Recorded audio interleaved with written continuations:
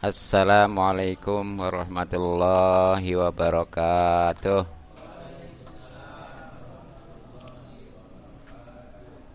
Bismillah walhamdulillah wassalatu wassalamu ala rasulillah wa ala alihi wa sahbihi wa mawalah. Amma ba'du, ya rabbi syrah li sadri, amin, wa yassir li amri wahlul 'uqdatam min lisani yafqahu qawli. Allahumma rizqna paman nabiyyin wa hifdzal mursalin wa ilhamal malaikatil muqarrabin. Allahumma inna nas'aluka ilman nafi'a wa amalan mutaqabbala wa rizqan halalan thayyiban katsir mubarakan fi walhamdulillahi rabbil alamin. Yang terhormat Ketua DKM Masjid Jami At-Taqwa Kota Bumi 2 Al-Ustaz Haji Iman Basuki dan tokoh sepuh, kita doakan mudah-mudahan dipanjangkan umurnya dalam keadaan sehat lahir batin sehingga bisa istiqomah membimbing kita di jalan Allah Subhanahu wa taala. Kepada hadirin jamaah majelis taklim yang mudah-mudahan kita semua selalu dimuliakan dan diberikan taufik serta hidayah atau petunjuk oleh Allah Subhanahu wa taala.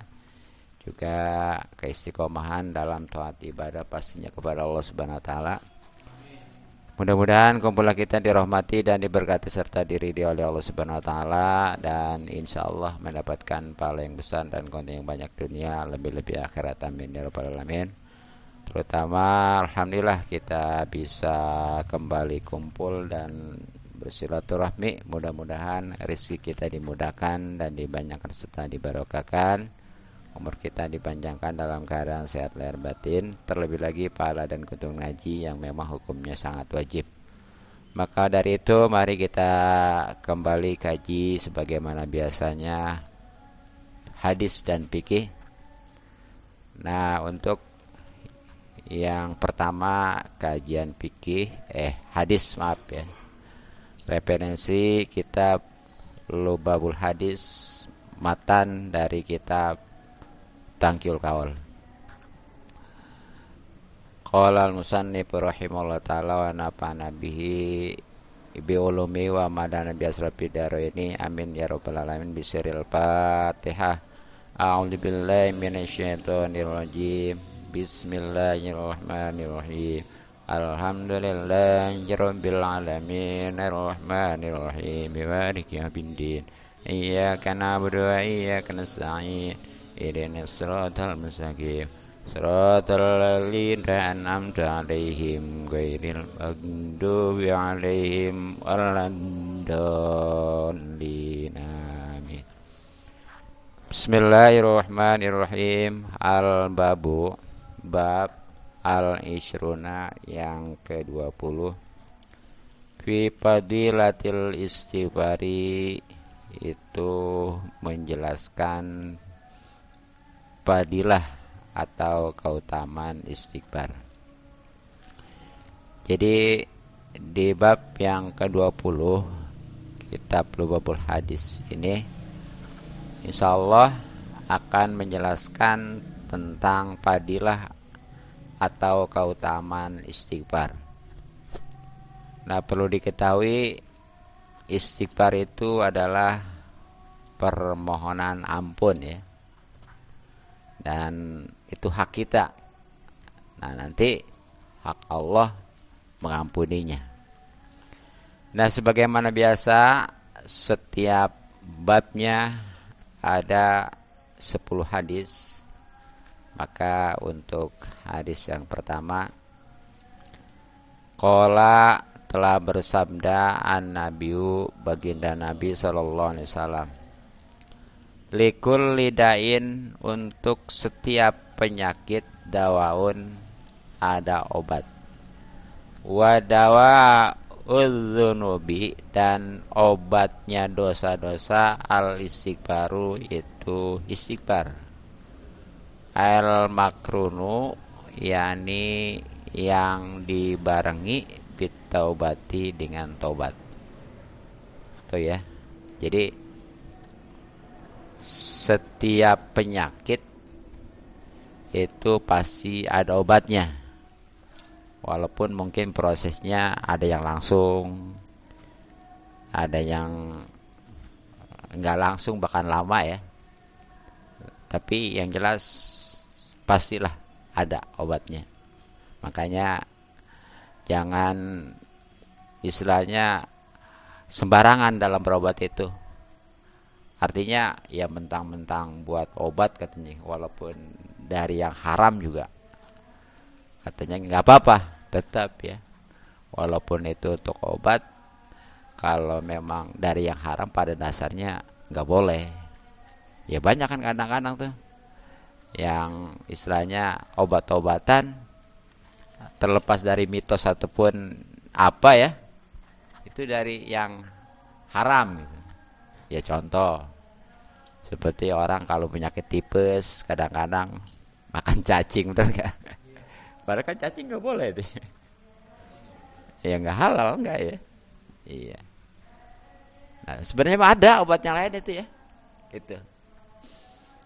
Nah, ternyata dosa-dosa dari penyakit-penyakit itu bahkan ini lebih bahaya ya. Adalah dosa. Karena kalau penyakit-penyakit yang istilahnya lahir ya, itu mungkin hanya di dunia.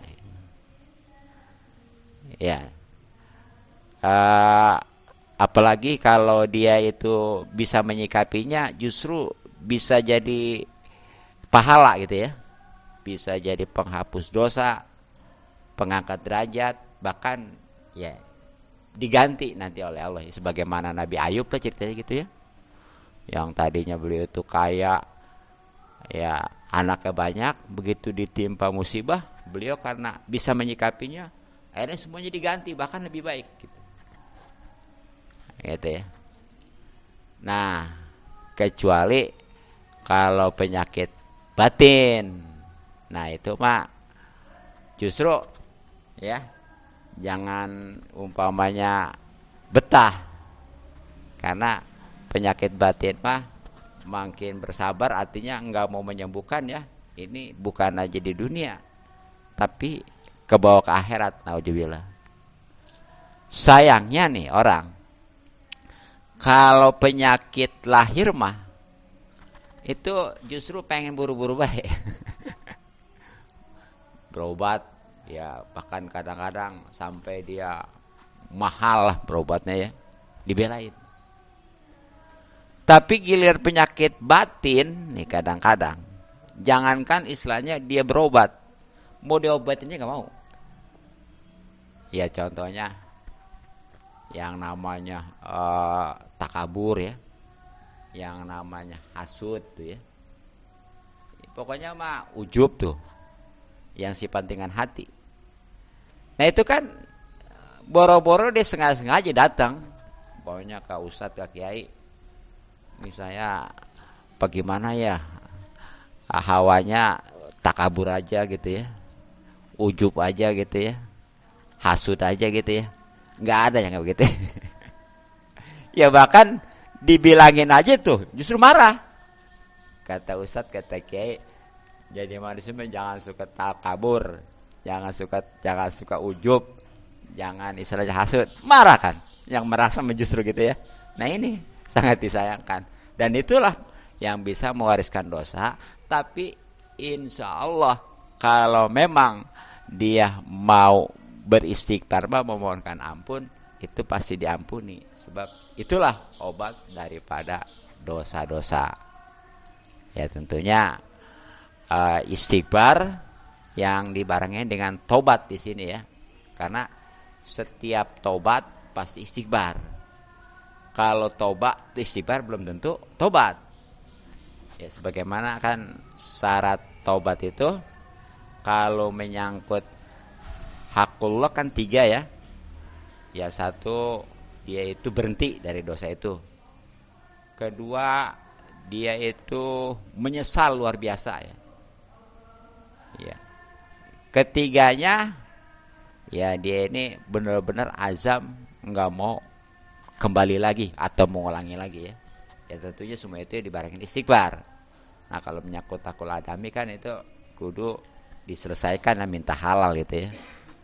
Nah itu. Jadi di taubat itu udah pasti ada istighfar. Tapi kalau istighfar mah belum tentu ada taubat ya, seperti ada orang maksiat. Dia umpamanya padahal mah masih ngulangin. Ya walaupun udah bagus saja. Setiap kali dia dosa istighfar gitu ya. Nanti mah gitu lagi gitu ya. Itu juga masih bagusnya daripada istilahnya nggak sama sekali dia istighfar sekalipun. Ya karena kan ada hadis itu tidak ada istilah dosa kecil kalau nggak dibarengin dengan istighfar ya. Artinya apa? Ya walaupun kecil kalau nggak diistighfarin mah lama-lama jadi besar. Begitu ya. Iya. Nah sebaliknya tidak ada istilah dosa besar kalau dibarengkan dengan istighfar. Artinya kecil nantinya bahkan insya Allah hapus gitu ya. Jadi itu kita manusia tentunya nggak luput dari dosa ya. Nah dan itulah sebenarnya mah penyakit yang membahayakan yang akibatnya dari bisa ujub, bisa takabur, bisa dari hasud ya. Untuk obatnya adalah dengan istighfar, permohonan ampun, tapi yang benar-benar dibarengi dengan taubat gitu ya. Narwahu hadis riwayat Adelami, Imam Adelami an Ali dari Sayyidina Ali bila sanadin tanpa sanad. Nah ini hadis riwayat Imam Adelami dari Sayyidina Ali ya. Ya tentunya dari baginda Nabi Shallallahu Alaihi Wasallam. Nah kemudian waqala dan telah bersabda baginda Nabi Shallallahu Alaihi Wasallam. Likulli syai'in bagi setiap sesuatu hilyatun ada perhiasan. Wahilyatu dzunubi dan perhiasan dosa-dosa al-istighfaru istighfar. Tuh. Kalau tadi mah istighfar fungsinya sebagai obat ya. Nah, kalau di sini mah sebagai perhiasan. Nah, ya, sesuatu kan kalau udah dihias ya, itu indah. Yang tadinya bagus tentunya lebih bagus lagi karena indah. Nah ternyata nih tadi sekali lagi kita nggak luput dari dosa ya. Tapi bukan berarti di sini supaya kita dapat perhiasan. Istilahnya kita dosa dulu baru istighfar, bukan. Ini mah maksudnya adalah dosa yang sudah terlanjur nih. Ya mungkin tadinya karena kebodohan dia terjerumus dalam suatu dosa. Nah ternyata itu kalau memang dia taubat, istighfar ya, itu justru jadi perhiasan dosa. Gitu. Iya. Jadi walaupun dosa juga di situ mah dia bisa jadi nantinya indah baik asal sekali lagi dia istighfarin dan dosanya juga tadi memang udah terlanjur gitu. Bukan berarti direncanakan ntar juga tobat ini gampang. Ya. Itu ya. Nah kemudian waqala dan telah bersabda baginda Nabi Shallallahu Alaihi Wasallam, manis takbaro siapa orang yang beristighfar, goparo pasti mengampuni Allah wa ingkana walaupun ia paron itu lari minazapi daripada barisan perang. Jadi selanjutnya di antara keutamaan istighfar ya adalah di mana siapa aja yang beristighfar ataupun memohonkan ampun ya pastinya kepada Allah Subhanahu wa taala ya. Nah itu pasti sekali lagi Allah mengampuni walaupun dia itu dosanya akibat dari lari daripada medan perang. Padahal kan yang namanya lari dari medan perang itu suatu dosa bahkan besar ya. Karena pengaruhnya luar biasa. Ya gimana enggak luar biasa? Umpamanya nih, ketika terjadi peperangan. Kemudian ada satu orang atau beberapa orang, dia umpamanya kabur.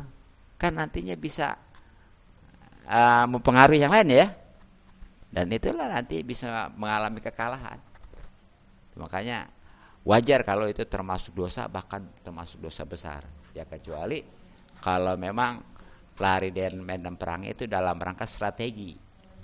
Artinya dia mengalah dulu nih. Kan ada juga ya. Jadi itu waktu peperangan antara umat Islam dengan kafir, dia mundur sebenarnya mah bukan mau kabur, bukan. Tapi istilahnya ngejebak gitu ya. Ngejebak pasukan kafir ya. Nah itu mah enggak masalah.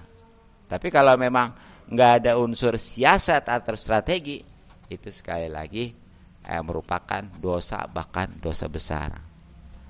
Tapi insya Allah sebesar apapun itu dosa, kalau memang dia mau beristighfar ataupun memohon ampun kepada Allah, pasti ya Allah mah mengampuni. Ya, karena memang di antara sifat Allah kan Maha Pengampun ya. Nah itu antaranya.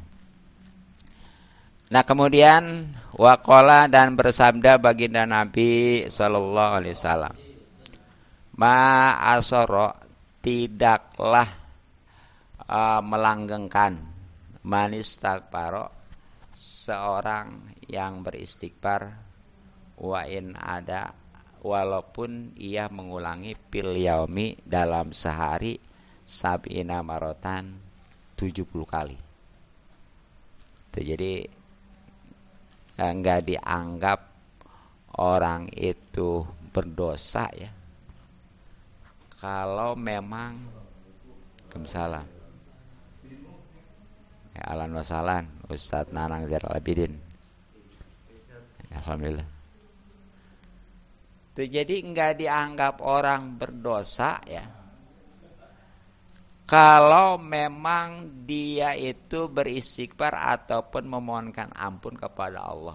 Walaupun istilahnya dalam satu hari itu dia kembali lagi sampai 70 kali berdosa.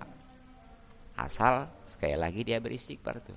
Ya tadilah bagaimana dalam hadis itu yang istilah sering disampaikan oleh MBT itu ya. Pokoknya la sogoir ma'al losagore mal istimror ya, wala kaber mal istighfar itu ya, kan MBS nyampein tuh. Artinya tidak ada dosa kecil kalau terus-terusan. Ya kecil-kecil kan lama-lama mah jadi banyak jadi besar ya. Tapi begitu juga tidak ada istilah dosa besar kalau diistighfarin gitu tuh. Gitu ya.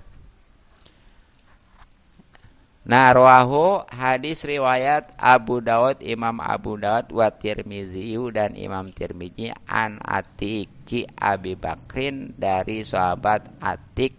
Atik ini sebenarnya budak ya. Budak sahabat Abi Bakar. An Abi Bakrin ya tentunya dari sahabat Abi Bakar. Jadi ini hadis ini jalurnya dua ya.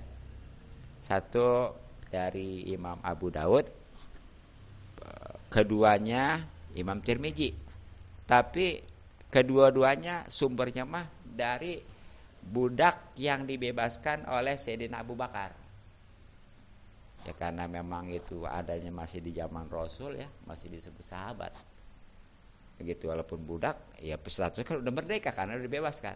Dan Sayyidina Abu Bakar, budaknya Sayyidina Abu Bakar yang udah dibebasin itu dari Sayyidina Abu Bakar dan dari baginda Nabi Sallallahu Alaihi Wasallam. Nah kemudian waqala dan telah bersabda baginda Nabi Sallallahu Alaihi Wasallam, manis taghfaro siapa orang yang beristighfar ba'da dzunubi setelah dia itu berdosa dengan dosa-dosa ya. Dengan dosa-dosa. Goparo pasti mengampuni Allah lahu baginya. Bahwa maka istighfarnya itu laha bagi dosa-dosa itu kaparotun. Itu menjadi penghapus. Itu ya. Jadi siapa aja yang beristighfar atau memohon ampun setelah dia berbuat dosa, bahkan beberapa dosa ya, kalau memang dia itu beristighfar atau memohonkan ampun, pasti Allah mengampuni. Karena memang Allah pengampun. Bahkan memang yang namanya istighfar itu statusnya untuk dosa-dosa adalah sebagai penghapus. Tuh ya. Jadi setiap dia berdosa sekalipun kalau memang istighfar memohonkan ampun itu insya Allah pasti ya bahkan dihapus. Kemudian waqala dan telah bersabda baginda Nabi sallallahu alaihi wasallam, "Idza kasura ketika banyak ala ahadikum atas salah seorang di antara kalian adzunubu dosa-dosa. Falyatlub maka hendaklah ia menuntut al-maghfirata ampunan bil istighfari dengan istighfar." Tuh ya, jadi ketika nih salah seorang, khususnya kita ya, umpamanya banyak dosa-dosanya, maka jangan berat-berat, jangan bosan-bosan untuk untuk memohonkan ampunan ya, tentunya dengan beristighfar ya, ataupun memohonkan ampun. Mungkin untuk kajian hadis cukup dulu ya.